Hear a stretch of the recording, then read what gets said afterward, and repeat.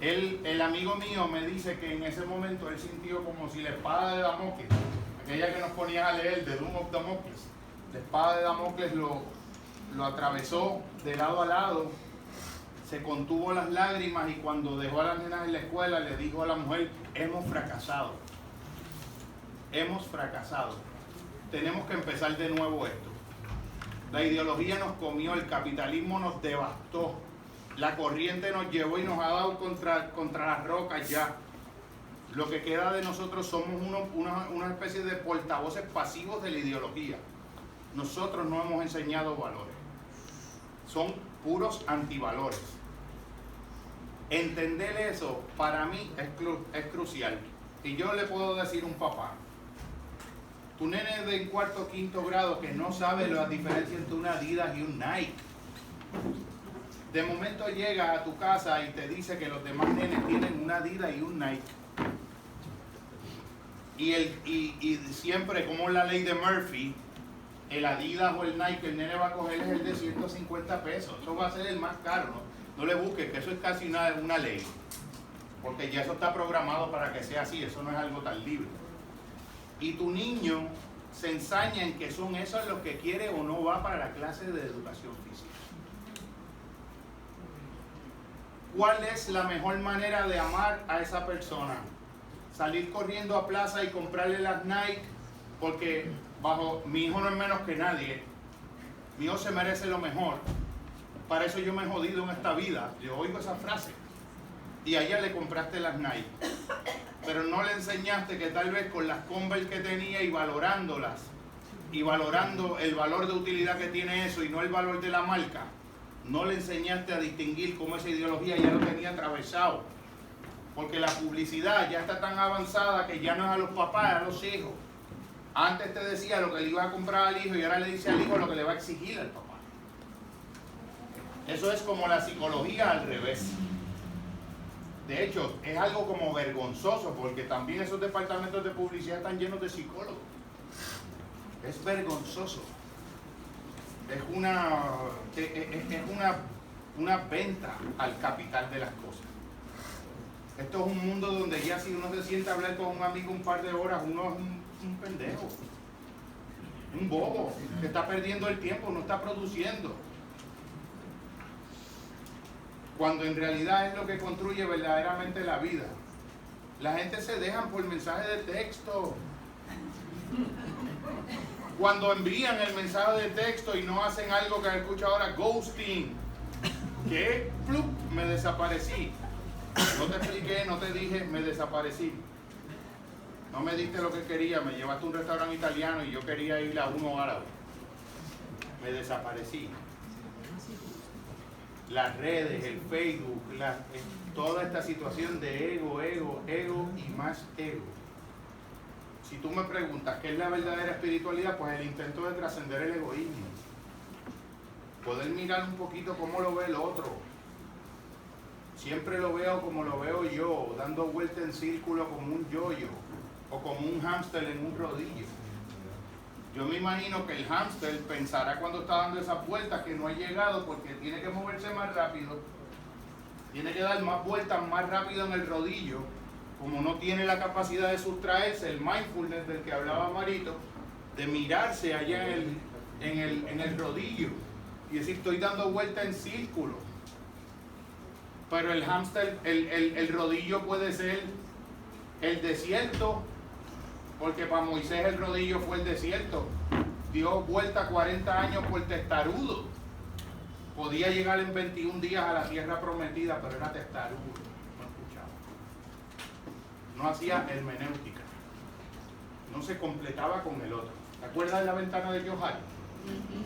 Esa herramienta. ¿Y qué te dice más o menos? Que somos 4 partes. Lo que yo veo de mí, que tú ves de mí, libre. Lo que tú ves de mí, que no veo yo, ciego. Lo que yo veo de mí, que se lo oculto a los demás, oculto y desconocido.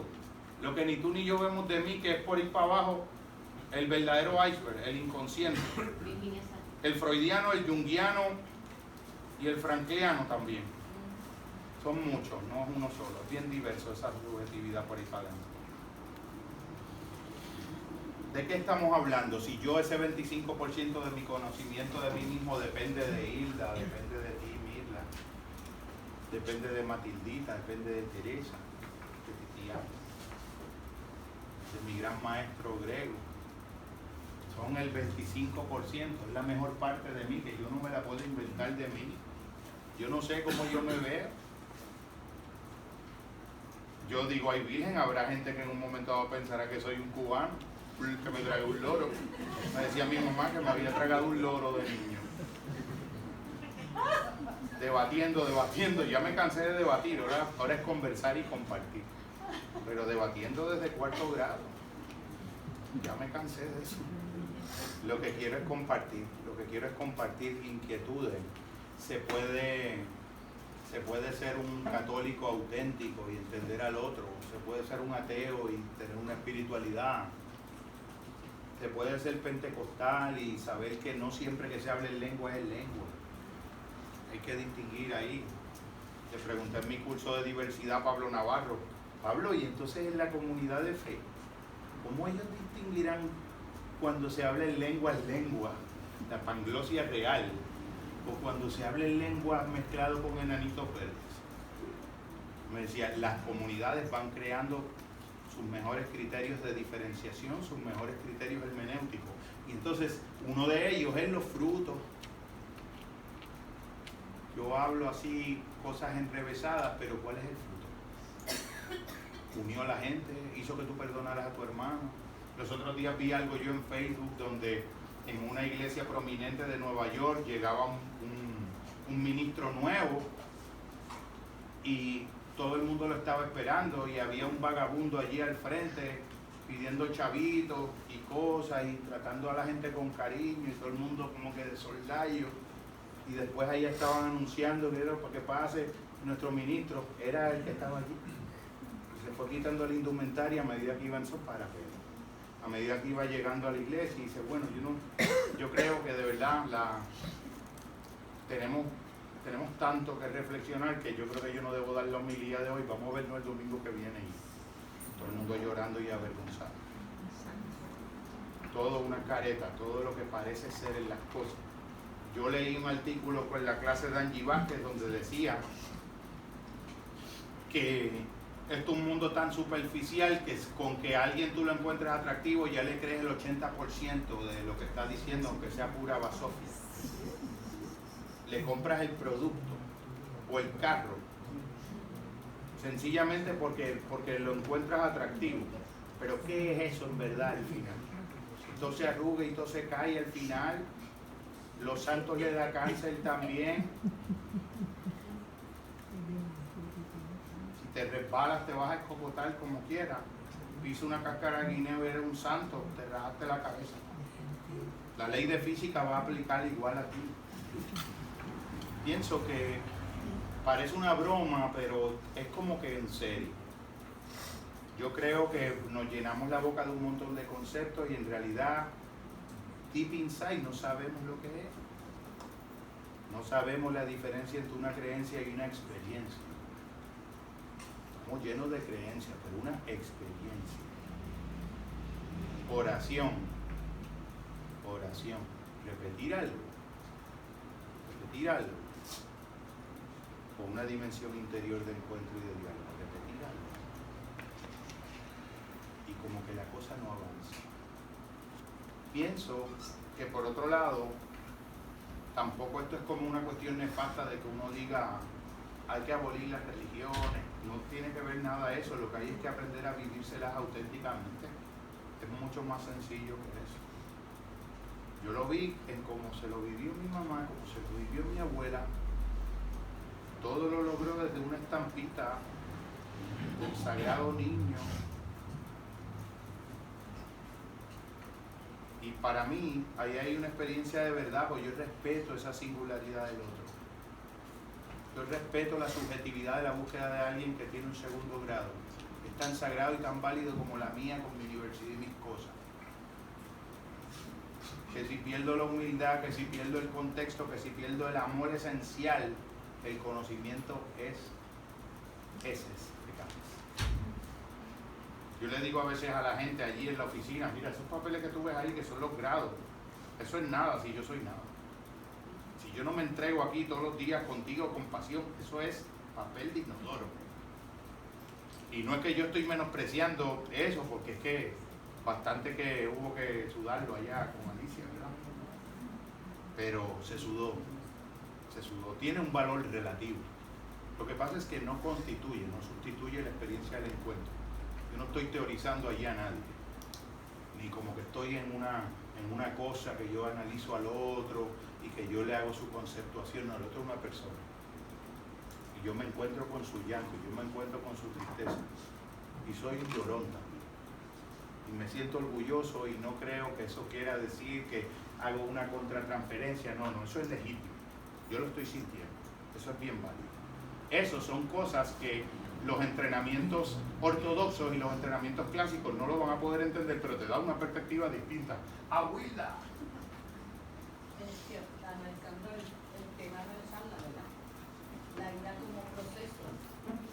Y después de todas esas cosas fueron bellas y maravillosas que acabas de decir ahí, me cuestionaba yo aquí, me estaba cuestionando esta idea de que, entonces, ¿qué ha pasado con el proceso de vivir?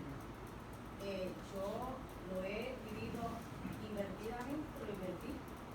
Porque fue lo que hice cuando se me han presentado tantas situaciones difíciles para poderla manejar y en un momento dado me he perdido en el planeta y no sé para dónde voy, porque se me olvidó el proceso de vivir. Entonces me acuerda algo que decía la Madre Teresa de Calcuta, que alguien le dijo una vez mientras ella limpiaba a los leprosos, alguien le dice, pero madre, ¿cómo usted, siendo una santa, hace esto de estar limpiando a los leprosos? Yo no lo haría ni por $1.000.000. Y ella le dice, y yo tampoco, porque esto solamente se puede hacer por amor. O sea, en otras palabras, lo que quiero decir es que yo creo que si fuimos creados, nacidos por amor, ¿en dónde se partió ese hilo que limitó el proceso de vivir correctamente? Esa es mi pregunta, ¿verdad? Hubo un momento en que el proceso se rompió o se desvió, y entonces yo empecé a vivir ese proceso de una manera inadecuada, o tal vez era lo que necesitaba para vivirlo. Pero después tú hiciste algo maravilloso y lo puedo citar porque tú lo has compartido. Tú eres la autora de esa frase maravillosa que yo siempre te cito cuando tú dices, cuando yo llegué a este grupo, yo llegué aquí y mi mente llegó 6 meses después. Esa es la autora de esa frase maravillosa. ¿Qué tú decías? Yo seguía yendo todos los lunes y cada vez una parte de mí que no había venido a acompañarme el lunes anterior venía conmigo. Y después de 6 meses yo llegué entera aquí. Esa es la restauración de eso, porque en cada lunes tú te traías un fragmento adicional que la vida había defragmentado. Y uno tiene como unos fragmentos por dentro, integración de partes, Mirla, es más o menos por ahí. Esos fragmentos, y uno tiene que de algún modo construir las experiencias interiores para ir a recuperar esos fragmentos. Ya los chamanes lo decían de otro modo simbólico. Cuando está el enfermo allí y está el chamán sale del cuerpo y el alma va a un territorio donde hay un pedazo del alma de ese ser que lo perdió y lo trae de vuelta. Psicopompo le llamamos. Es exactamente eso. El proceso de mi existencia, una vez yo me formo en el vientre de mi amantísima madre, donde quiera que esté, comenzó con esta pequeña formación y en la medida que yo transcurro por este planeta o esta escuela, este planeta escuela, porque es un planeta escuela, estoy veando cada etapa por donde lleva el proceso. ¿Verdad? Y no es que sea ni buena ni mala, es que es lo que yo necesito para aprender a vivir. Como si fuera un entero que se fue un poco subdividiendo en sí mismo y se va de algún modo reintegrando en sí mismo o fragmentándose más. Porque si yo le doy la respuesta inadecuada a ese proceso de necesidad de unificación, ¿y cuál es la respuesta inadecuada? Cuando yo no quiero mirar el dolor, por ejemplo, lo que duele, volverme a rejuntar. Me recuerda entonces a Anthony de Melo, en el libro de autoliberación, decía, las cosas van a pasar hasta que te abren. ella misma. proceso de mi vida, hubo un momento en que yo me harté de unas cosas y dije, no, esto no. Entonces, Tú lo vas como cocinando por dentro. correcto. Y llega un momento que pasa como le pasó a una amiga que se separó y los meses pasaban y como que no se divorciaba. Y ella decía, eso me va a llegar el momento. Después me lo contaba, es que tengo esa estrategia porque estoy separada, me voy a separar, pero al quedarme como de casada, pues me quedo en una zona donde tengo como un repelente para los caballeros que me vayan a pretender en ese intervalo porque no estoy lista para eso. Y ella dice que los días y los meses pasaron, todo el mundo la tosigaba, a sus familiares, mira, divórciate ya. Y ella recuerda el día en que dándose un café, transcurrido exactamente 2 años, dijo, hoy es el día. Y ese día, ella no sabía que iba a ser el día, ella lo sintió dándose un café. Y ese día ella llamó al trabajo, se reportó enferma, fue, identificó un abogado, contrató un abogado, radicó la demanda, hizo ella misma el emplazamiento. Y en 2 semanas tenía disuelto el vínculo que ya estaba emocionalmente disuelto hacía 2 años. Hizo en 24 horas lo que parecía que había procrastinado por 2 años. Lo había procrastinado en el contenido, pero el proceso estaba vivo. Estaba consolidando una estructura. A veces uno avanza 7 pasos en la vida y de momento piensa que por algún incidente o algo lo perdió todo y lo retrocedió todo y lo que hace es retroceder 3 pasos. Pero siempre le digo, aquí lo importante es el promedio. Esto hay que verlo como la pelota, te puedes ponchar 6 veces y batear de 400 como quieras y eres una estrella. Me gustan esos deportes donde tú puedes fallar un montón y como quieras ser una estrella. Todo el mundo tiene derecho a escocotarse, el que no se haya escocotado. Todo el mundo. Hemos amado a quien no debimos haber amado. Hemos permitido lo que no debimos haber permitido. A veces dejamos pasar cosas que no debimos haber dejado pasar. Pero en realidad, hasta respecto a eso, puede ser un autocompasivo también. Porque no estamos para lastimarnos más de lo dura que ya es la vida. Si es dura. Es dura ella sola, no va a ser dura con culpa y vergüenza. ¿De qué nos sirve eso? De un control social, no hacer algo porque te castigan, no hacer algo porque te premian. Eso está en primer grado. En primer grado en el pensamiento y en la cognición moral, lo de Holbrook, de Lawrence Holbrook, los estadios de la cognición moral. Lo bueno y lo malo como el premio y el castigo. Estás en primer grado, no has avanzado nada. Quiero ser bueno para ir para el cielo y no ser malo para que no me den pau. El bien debe ser algo que no tiene que ver con que me dé ventaja. Porque hay veces que uno hace el bien y sale jodido. Pero como quiera es un valor en sí mismo. Si lo hago depender del resultado que me va a dar, soy un instrumentalista, lo que hablábamos, Carlito, como que todo. Hasta en la academia, en todas partes, todo es un quid pro quo. Ángel, a los abogados, quid pro quo. Dar una cosa por la otra. Todo siempre como un cómputo. Hasta en las relaciones somos como contables. Una columna, ¿cómo es que se llama? De esto de 2 columnas, ¿tú sabes? De débito y crédito. A ver en dónde está el balance de la cuenta. Me debes 3 abrazos, me debes 2 encuentros sexuales, he buscado las últimas veces y tú no. Y así en 1000 cosas. Es que somos unos contables en todo sin darnos cuenta. Respecto al elemento de lo que es la bondad planetaria y lo que es una propuesta que de algún modo no es que sea de uno en el sentido de uno, porque nada es de uno, las ideas no son de nadie. Decía un amigo, escritor, Pedro Cavilla, decía, las ideas no tienen dueño, tienen amantes. Hay amantes más apasionados de las mismas ideas que otros. Pues eso te da un sentido como de filialidad y de pertenencia, pero es el amor y el cultivo, el amor a Sofía, el amor a la sabiduría, por la sabiduría misma, no para ser chavo, no para que piensen que eres inteligente, la sabiduría por ella misma, incluso cuando te toque pasar por tonto, porque la cosa más tonta del mundo es tomar una decisión correcta que te va a generar una desventaja, pero eso es lo correcto, eso tiene un valor intrínseco. Bueno, yo he oído mucho por ahí en el comentario la frase No, la relación esta tiene que ser 50-50. Para mí eso es una expresión incorrecta. Hay relaciones que, primero, que dependen del quid pro quo. O sea, que una relación que depende de lo que dé del otro. Y segundo, que en muchas ocasiones tú tienes que dar el 100 y el otro no da nada. O el 80, es una enfermedad. El otro está enfermo. Pero ahí no es que no da nada, ahí es que no puede darlo. Ahí no puede darlo, puede dar otra cosa. No puede dar, pero que no, o sea, no es una relación que 50-50 todo el tiempo.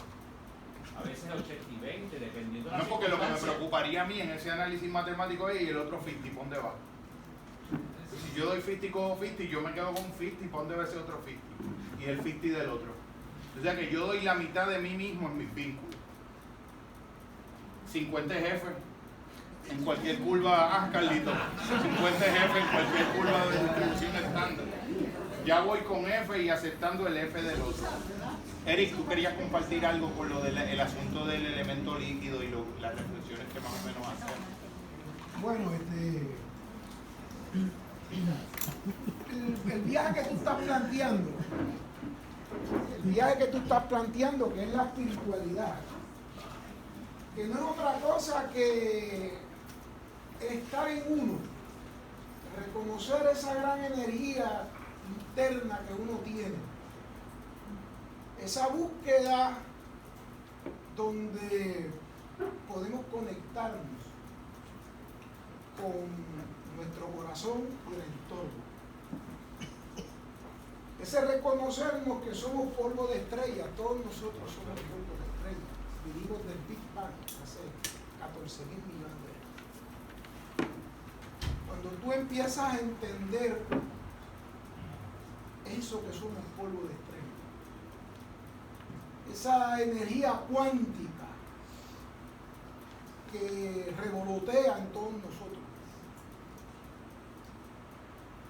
ahí tú empiezas tu viaje espiritual.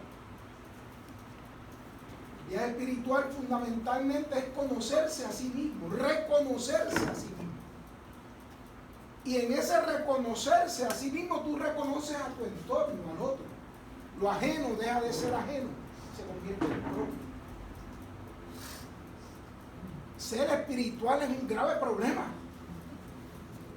No Un serlo, grave problema. No serlo es el problema. ¿Ah? No serlo es el problema. Sí, no, pero el grave problema en términos de búsqueda. Esto no es un sitio que tú llegaste a la iglesia, dijiste 3 Padres Nuestros y te llegó. Esto es una constante lucha, pero constante lucha con uno mismo. Hay que ser profundamente íntegros con nosotros mismos. Todos nosotros envidiamos. Todos nosotros guardamos ira. Todos nosotros nos da celo. Todos nosotros tenemos juego de poder en cada relación, en cada acto que hacemos. Decía, ¿cómo es Simba? Sigmund Bauman. No, ese es el de los efectos Lucifer. Philip Zimbardo. Zimbardo es un tipo que habla del efecto Lucifer. ¿Y qué es el efecto Lucifer? Eso pusieron a unos estudiantes de psicología en los 80. Uno hizo de carcelero y otro de prisionero. Iba a durar dos semanas el experimento, y en 3 o 4 días tuvieron que destruirlo porque se matan. La moraleja del experimento es que él descubrió que en todos nosotros coincide Dios y el diablo a la misma vez. Nadie, por eso fue que Jesús dijo: el que esté libre de pecado, que arroje la primera piedra. Porque en todos nosotros hay eso. Hay un juego. Y él dice que Lucifer es la búsqueda del poder. Y cuando la búsqueda del poder no está hablando de Hitler o de Trump. Es constante nuestra búsqueda del poder. Salirnos con la nuestra. Y ahí te sale lo bueno o lo malvado. Hermano, nosotros hemos discutido que ese planteamiento de que uno a veces es bueno y a veces es malo, no, es que a la misma vez tú puedes ser bueno y malo. La película de Godfather, él estaba bautizando a su prole y a la misma vez ha mandado matar a medio mundo. Y en ese momento estaba sintiendo ternura por su hijo. Y a la misma vez estaba matando. Nosotros tenemos esa inmensa capacidad para la crueldad y la bondad. Decidir la bondad, decidir lo espiritual, es un acto de valentía y de integridad suprema, porque constantemente tú vas a estar en prueba. No es fácil ser bondadoso, no es fácil ser espiritual. ¿Cuántas veces tú quieres mandar para el infierno a una persona? ¿Cuántas veces? Y esa decisión de bondad, sobre contra todo eso, yo me voy. El perdón no es otra cosa, el perdón no es otra cosa que reconocer el pellejo ajeno. La persona que peor te ha hecho daño a ti, se ha hecho daño antes. El violador, que eso es monstruoso.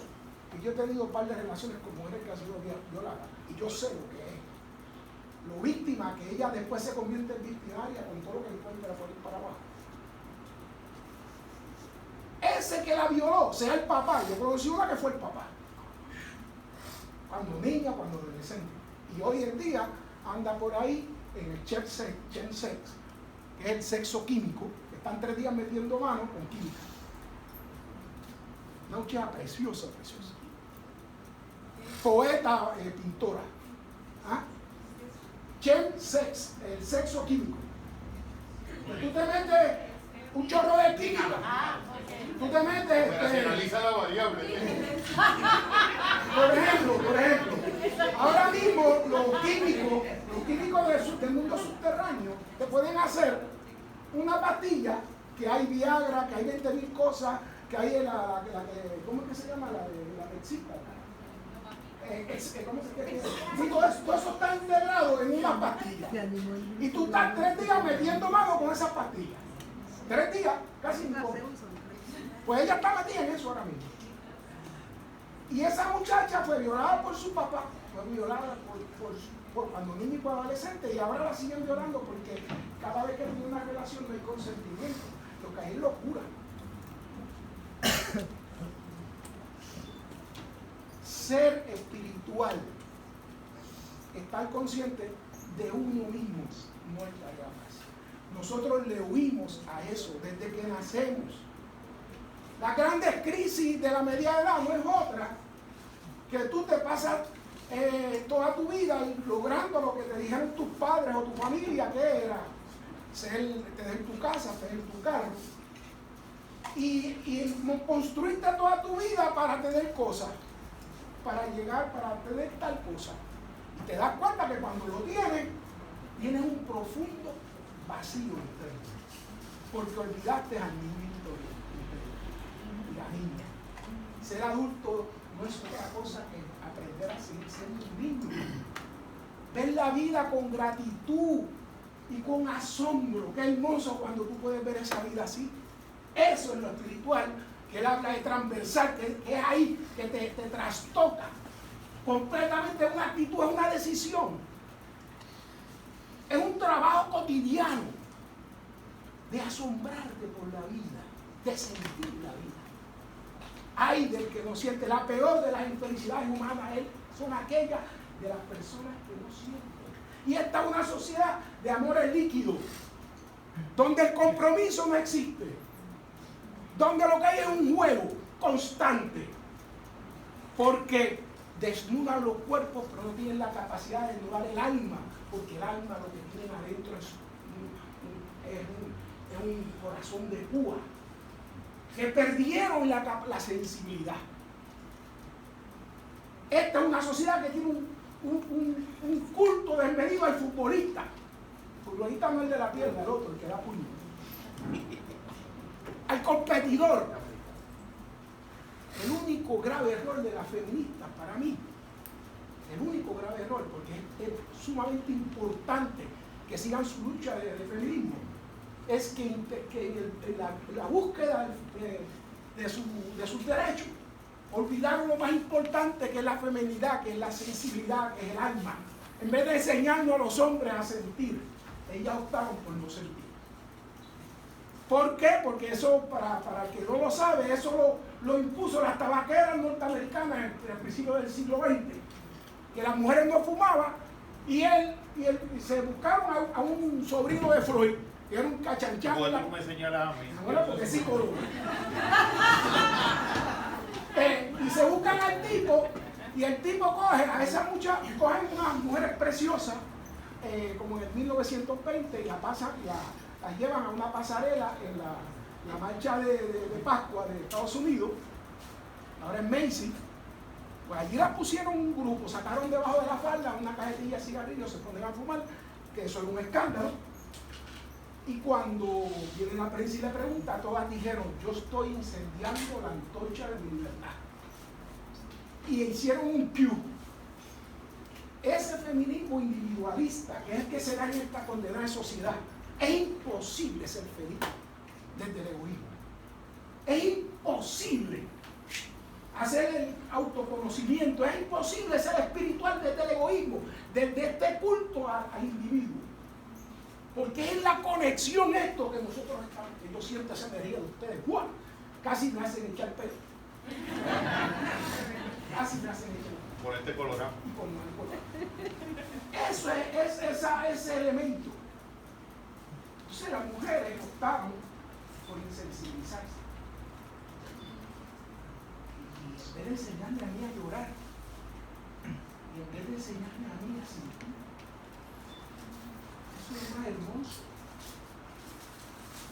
Ha sido bien duro el proceso femenino de la mujer, pero los dos perdimos todo en el proceso evolutivo. Yo no soy feliz por ser hombre. Yo no soy feliz. Si tengo que para ser hombre controlar un chorro de cosas. Y cuando llega el primer malandrín ahí para defender, y yo estoy más asustado que el cara. Oye, que es un proceso de crear una máquina de violencia. El ser humano el hombre es una máquina de violencia. Y eso va contra la felicidad. Esa espiritualidad que él habla, que es transversal, que es desde adentro, es esa conexión con los polvos de estrella, que somos todos, es la que debemos aspirar. Mientras esta sociedad siga siendo el egoísmo una virtud, de la avaricia una misión de vida, de la competencia, de la convivencia y de la euforia de la felicidad, nos va a sacar lo peor. Vamos a ser un fracatán de derrotado, porque aquí nadie triunfa. Aquí todos vendemos el alma al diablo, a la insensibilidad, a la competencia, al egoísmo. Es en el abrazo, es en la conversación, es en la conexión espiritual de que uno forma parte de un todo, donde podemos ser felices. Y hay de esta sociedad cuyo norte es la insensibilidad. Lo estamos pagando caro. Los psicólogos se salvan porque tienen muchos clientes. Pero cuando un psicólogo como el que lo conocemos, le interesa la transformación. El gran viaje del héroe que habla Campbell, que es el de autoconocimiento. Ese es el duro, ese es el duro. Y cada cierto tiempo nosotros morimos y nacemos de nuevo. Nos cambia toda la vida. La vida es un constante aprendizaje, un constante adaptación. Seamos espirituales en el sentido más hermoso que puede tener esa palabra, en la capacidad de sentir, de sentirnos. Es la única forma de ser feliz. Eso no quiere decir que siempre vamos a estar contentos con una sonrisa como el tipo este de Batman. No, el de Batman, que era el guasón. Nosotros no somos guasones. El dolor siempre va a llegar, la traición siempre va a llegar, la frustración siempre va a llegar.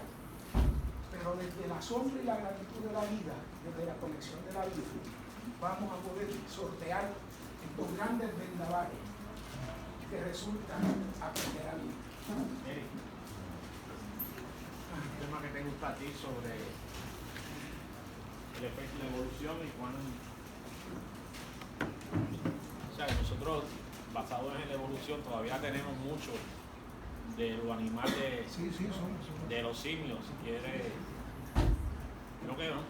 O sea, según la teoría de Charles Darwin, pues nosotros venimos evolucionando, ¿verdad? La vida se fue creando en el mar unicelularmente, etcétera, hasta que llegamos a los simios y los simios a los seres humanos. Claro, hay religiones que no aceptan eso. Pero que todavía muchos de nuestros sentimientos están controlados, o sea, vienen de esas reacciones de esa formación que llega hasta los genes que tuvimos durante millones de años, en que convivimos con el medio ambiente en una situación con unas características distintas a las que tenemos ahora. El ser humano está más adaptado a vivir en constante contacto con la naturaleza. Ese es el hábitat natural de nosotros por millones de años. Ahora nos encontramos en una situación distinta por los últimos 100, 200, 300 años, un hábitat distinto que es la ciudad. Y quizás todavía pues necesitamos no sé cuántos años, cientos de años para quizás sentirnos a gusto en la ciudad, pero porque el hábitat natural nuestro era estar en contacto con animales, ríos, árboles, vientos, lagos, cazar. Y ahora estamos digamos, en un país extranjero nuevo al que tenemos que adaptarnos. Otra cosa es que nosotros, estábamos hablando ahorita, los sentimientos, todos tenemos sentimientos encontrados a nivel emocional. Yo mismo me he sentido, a veces me siento que pensando dos cosas, o sea, sintiendo dos cosas contradictorias. Y a eso tenemos que añadirle los pensamientos contradictorios. Que a veces, o sea, nuestra conciencia o nuestro raciocinio nos dice debo hacer esto y el sentimiento nos dice debo hacer esto otro. Y a veces el raciocinio, lo racional, nos da soluciones distintas y si a eso le añadimos sentimientos distintos encontrados que tenemos y que yo creo que es normal. Y muchas veces depende del estado de ánimo. Y todo esto es cerebral, que si las endorfinas, todo, o sea, mucho de esto es cerebral, es químico. Por eso una cosa muy buena, o sea, es la meditación, los ejercicios, que ponen a nuestro cerebro en la mejor forma posible para llegar a la felicidad. Y yo creo que un mensaje clave aquí es el egoísmo, o sea, yo creo que el mal del mundo es el egoísmo. Velar por los demás, que el otro sea importante para ti, respetarlo. Si todo el mundo pensara de esa forma, pues muchos de los problemas del mundo Déjame comentar algo.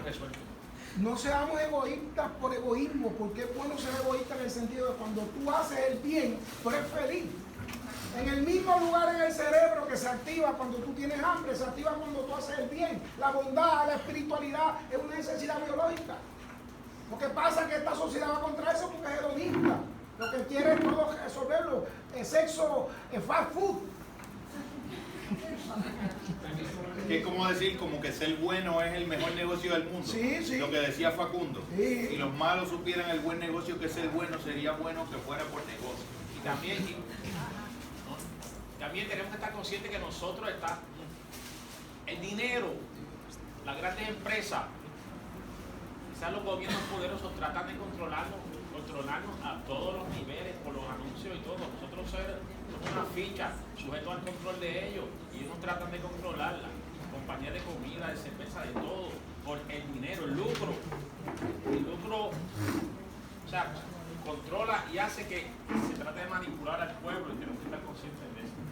Yo pienso que ese control es como cuando tú estás asumiendo como el elefantito que se quedó amarrado de la soguita del circo, interiorizó, ganó lo que decía el compañero Seligman, el estado de indefensión aprendida, interiorizó la contingencia, el autodesempoderamiento, o sea, no tengo self-agency. No importa lo que haga, yo no voy a poder hacer una diferencia en la circunstancia, ni hacer que, como digo yo en mi mantra, que lo he hecho mío y del servicio, con una nueva forma siempre es posible. Creo que esa es la quijotada, ese es un sueño heroico, es el viaje del héroe. El héroe es un monomito, como decía Campbell, es la vida interior de cada ser humano, es el contexto y el espacio para el periplo heroico. Él decía que de la misma manera que el mito es el sueño colectivo, el sueño es el mito privado. Se puede hacer de ese mundo de los sueños la escenificación y la manifestación de un proceso de dimensiones y de repercusiones mitológicas. la creación de lo heroico, pero lo heroico tiene dos fases. Lo heroico incluye al otro siempre. Tú sales, cruzas, subes la montaña, cruzas el desierto, cruzas el mar, te internas en el bosque, bebes ayahuasca, comes hongos o lo que fuese, el equivalente en cada caso, pues estás en una deprivación de ayuno de 40 días, y cuando tú descubres algo que es intrínsecamente tuyo, regresas a compartirlo con los demás. El sabio llega al bosque, encuentra la sabiduría y se queda deleitándose en esa sabiduría en su propio bosque. El héroe regresa un poco de lo obtenido en su camino, en su dolor, en su resiliencia, y lo traduce en el universo de los demás. Por eso es que tiene que contar cuentos, por eso es que en unos momentos dados tiene que ser algo que no se sabe dónde termina de ser mago, dónde empieza a ser psicólogo, ejerce todos los oficios, es un metafórico, es un poeta en vivo. Está construyendo realidades que no anteceden a la experiencia, son cosas que son porque las puedes pensar y las puedes construir como posible. Marito, ¿querías compartir? Permiso, no pretendo, ¿verdad?, hacer una conclusión ni nada por el estilo, ni mucho menos debatir, pero estoy en totalmente desacuerdo con lo que el caballero dijo, porque yo soy de la nueva generación, al igual que vemos aquí muchos, que no es una sociedad líquida, es una sociedad con compromiso. Y ahorita yo, mientras él estaba hablando, yo estaba mirando para acá, la traía toda, ¿verdad? Ya todos estaban hablando, no sé si se conocen, pero interesantemente aquí hay algo que nos une. Aquí nadie viene a buscar una respuesta, porque tú no vienes a darnos una respuesta a la autorrealización. Sí, a despertar muchas incógnitas, ¿verdad? Muchas dudas que podemos tener. Y me sonreí, me alegraba tanto pensar de que un viernes a las 7 de la noche hasta las 10 de la noche estamos aquí buscando hacer el bien, buscando alimentarnos de cosas positivas. Por tal razón que estoy en desacuerdo con lo que están diciendo, porque no estamos en una sociedad poco comprometida, no estamos en una sociedad donde el sexo es lo que nos mueve, no estamos en una sociedad donde hay solamente negativismo, todo lo contrario. Lo que pasa es que, como bien tú, y voy a citar a alguien que tú diste, Facundo Cabral, él dice que por cada bomba que destruye hay 1 millón de caricias que construyen, pero lo que pasa es que una bomba hace tanto ruido que no hace tanto ruido como un gran abrazo. En lo particular, ¿verdad? Y no busco hablar de mí, pero yo trabajo para la industria de planes médicos, médico y mucho más, un programa de envejecientes en área de mercadeo y prevención de suicidio. Yo digo el programa de prevención de suicidio. Y bajo una conciencia de compromiso y de amor, nosotros trabajamos. Y a lo que voy dentro de todo esto es de que yo creo que, como ella estaba comentando, el amor, ¿verdad? Que a veces todo nos nace del amor.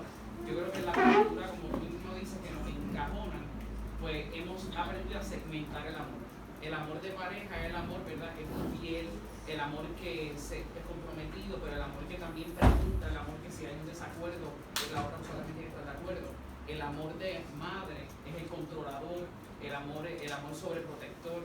El amor de amigo tiene límites, y yo creo que cuando estamos aquí en estos momentos lo que hacemos es abrimos ese canal de amor, ese chakra raíz, y lo llevamos hasta acá arriba y lo abrimos y lo convertimos en amor puro, sin canalización. No canalizamos en este caso, este hombre yo lo amo y yo le digo te amo. Yo también te amo y te lo devuelvo, te amo. Y tú sabes que, y le puedo decir a esta persona te amo porque te reconozco.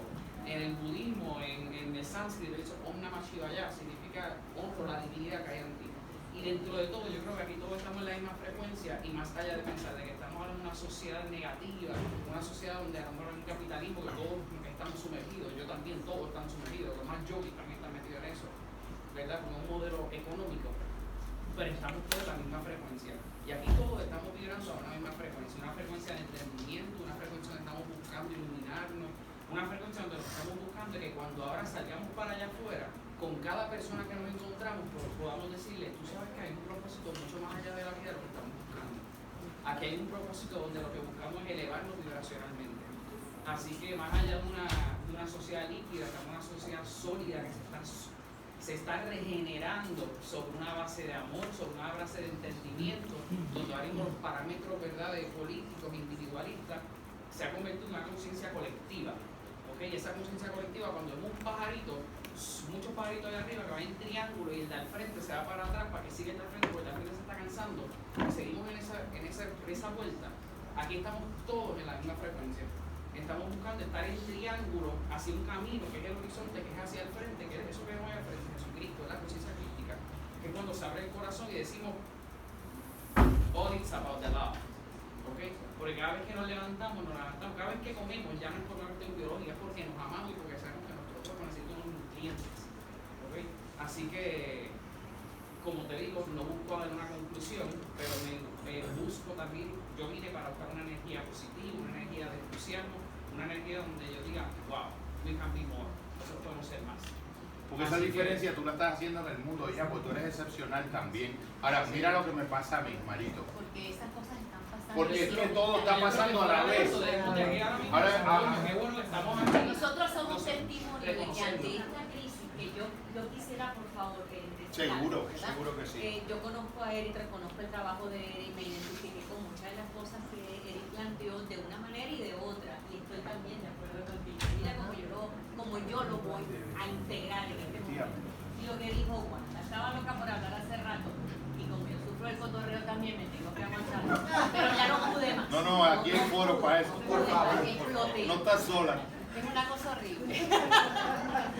Bueno, lo cierto es que yo siento, Eric, que a pesar de lo que tú, o sea, de que es cierto lo que tú estás diciendo porque se siente, porque hay gente que lo está viviendo así, en este momento crítico es que están brotando conciencias en diferentes niveles,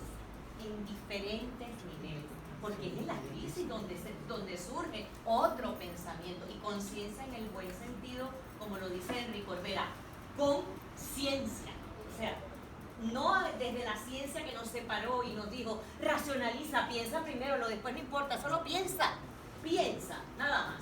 No, nos quitaron entonces el sentir. Fue allí cuando perdimos el sentir, cuando perdimos el sentido del propósito.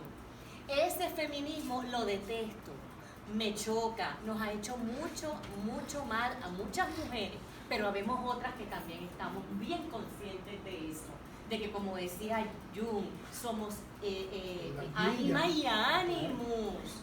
No podemos venir a hacer otro sexismo que nos ha hecho tanto daño. Somos hijas del machismo y vamos a reproducir otro igual con otro genital. ¿Qué es esto? Y peor, porque las mujeres somos mucho más poderosas, no importa lo que ustedes piensen. Podemos ser letales, por eso los romanos dijeron pisuñas, si les dejamos, el mundo se lo toma porque ellas paren seres humanos, paren historia. No, hay que meterles el apellido para quitarles la primacía a las mujeres, porque nos tenían terror. Las mujeres podemos ser terriblemente poderosas en todo lo que hagamos, tanto el bien como el mal. Tenemos que buscar de nuevo lo que tú estás planteando. Pero sí, siento que esto es prueba. Esto, lo que tú estás diciendo un viernes a las 7 de la noche, estamos aquí y muchos más, en muchos lugares. Quiero comentar algo brevemente. Yo soy profesora de la Universidad de Puerto Rico, conozco a Jorge desde hace mucho tiempo como terapeuta, ¿verdad? Y en este momento estoy empezando a dar pasos en la hipnoterapia, estoy confiadísima, estoy muy feliz con lo que estoy haciendo, me encanta el trabajo que estoy descubriendo, ¿verdad? El poder guiar a alguien en su propia sanación es maravilloso. Hablando con una chica a quien estoy entrevistando, ¿cuál es tu problema? Exitosísima, diseñadora de textiles, tremenda creativa, tiene la vida resuelta, es feliz, vive en Nueva York, pero viene a Puerto Rico y yo la estoy entrevistando para saber qué voy a hacer con ella, ¿verdad? Me dice, ansiedad, yo tengo mucha ansiedad por mi futuro, no es financiero. ¿Qué entonces? ¿Cuál es la ansiedad? Es por mi paz, mi libertad.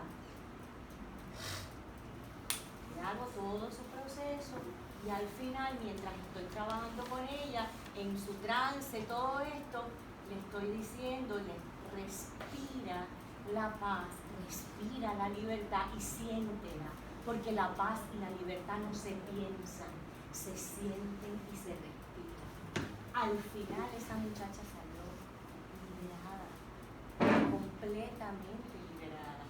nos enseñaron de alguna manera en este matrix en que vivimos, que es verdad lo que dice Eric, es bien importante, es muy valiente decidir, voy a trabajar por mi espiritualidad, porque vamos metidos en este programita, y si no hacemos conciencia, seguimos en el programa barranco abajo. O sea, yo siento que ambas Una cosa bien planteamientos son interesante que interesantes. pienso. Sí, nada, no hay mayores diferencias. No hay mayores diferencias. Paralelamente al mundo líquido hay gente como tú. Hay gente que realmente decidieron buscar un estremecimiento personal, una conexión personal. Y esa es una batalla que se está librando. O sea, yo no creo que hay mucha diferencia entre tú y yo. O sea, cada vez se están dando todo un mundo egoísta, líquido, porque se está dando. Tal vez en tu mundo no, porque tú estás todo el tiempo conectado al mundo de la bondad, pero a la misma vez se está dando gente como tú que están haciendo una enorme labor. O sea, yo creo que es una lucha bien linda y de ahí vamos a seguir. Yo creo que estamos en los dolores de parto de un nuevo mundo. Sí, señor. Porque si no aprendemos a ser buenos, nos destruimos. Tenemos Como un contracciones, principio a mí me hace pensar en cuando Hegel decía que trascender es negar y preservar a la misma vez. Tú preservas lo mejor, y eso es lo que es la epigenética de las cosas. Tú preservas lo mejor de lo anterior y entonces lo redimensionas en una etapa nueva. Y creo que si tú lo fueras a resumir sociológicamente, es como decir que a veces en la historia hay como una pendulación y nos tenemos que mover de un extremo a otro para poder volvernos a encontrar en el centro. Y de algún modo yo pienso que la reversión o la reestructuración de la distribución del poder hizo o nos puso en una posición tan nueva en la humanidad que el hombre no estaba listo para el poder que perdió y la mujer tampoco para el que ganó. Porque cada vez que tú ganas un nivel de empoderamiento, tú tienes que ganarlo con una responsabilidad y unos esquemas cognitivos correspondientes a ese nuevo nivel de empoderamiento. Fue como mucho poder de momento, sin los esquemas para poderlo manejar, y a falta de referente, pues se reprodujo el del hombre. Se reprodujo lo peor del hombre, llamándole a eso liberación. Yo recuerdo que, no sé si eras tú, Gregorio, y después que me gustaría que compartieras tus impresiones, que me habías comentado que en un momento dado en Francia hubo un movimiento de las mujeres que lo que ellas conceptualizaron como liberación femenina era regresar a los roles de sus abuelas. Entonces es una cosa bien maravillosa porque eran doctoras, eran neurólogas, eran profesionistas, eran CEO corporativas, eran directoras de hospitales y de servicios clínicos y querían retomar, tenían la nostalgia de regresar a aquello luminoso del origen, de la maternidad de sus abuelas. A mí me parece que la parte maravillosa y la gran diferencia es que para su abuela eso no fue una opción. Para la mujer que está reconceptualizando eso, que es como una liberación a la segunda potencia, que es que la liberación no tiene que ver con el rol externo, ya ganó una profundidad que se puede ser ejercido desde la propia maternidad y desde la propia fuerza de ser mujer. Y eso es como una reivindicación distinta que también lo hemos analizado montones de veces y yo entiendo que en ese sentido la mujer redescubre y redefine su propia autodivinización, recuperando esa esencia sin necesidad de ir a buscar nada prestado del otro género que en realidad históricamente no supo qué hacer con ese poder que mal ejerció y malogró todas las cosas. Un batón que le pasaron. Definitivamente. Y lo último acá, que me recuerdo de un video que hice una vez donde había una historia de un rabino hasídico en la Europa Oriental que de momento era juez de paz en su aldea y tenía que dirimir como unas controversias y llegó una persona y le llevó su planteamiento y le dijo, tú tienes razón. Y la otra persona realizó el planteamiento exactamente contrario y le dijo, tú tienes razón. De algún modo misterioso se abrazaron, se dieron la mano, resolvieron el problema de colindancia y la esposa que les había llevado el té, pero había escuchado toda la conversación cuando ellos se fueron, le dijo, oye, yo logré escuchar que cuando la persona A te dijo el argumento que te presentó, tú le dijiste que tenías razón. Y yo, sí, tienes razón. Y cuando la persona B te presentó el argumento, le dijiste que tenía razón. Sí, efectivamente tenía razón. Y lo de la persona A era exactamente lo contrario de lo de la persona B. Sí. O sea que tú te estás contradiciendo y le dijo, y tú también tienes razón.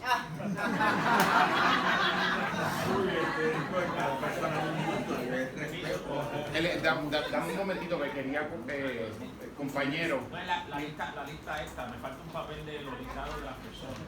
Compañero Grego, compártenos tu sentir y tu reflexión. Yo lo que estoy mirando aquí, ¿verdad? El concepto del mundo líquido se está malinterpretando totalmente. Ok. Se está viendo fuera de foco. El mundo líquido es simplemente que las cosas nunca están quietas. El concepto de bajo magneto, el agua, el líquido que lo pones en un envase cuadrado, redondo, va a tomar la forma del envase.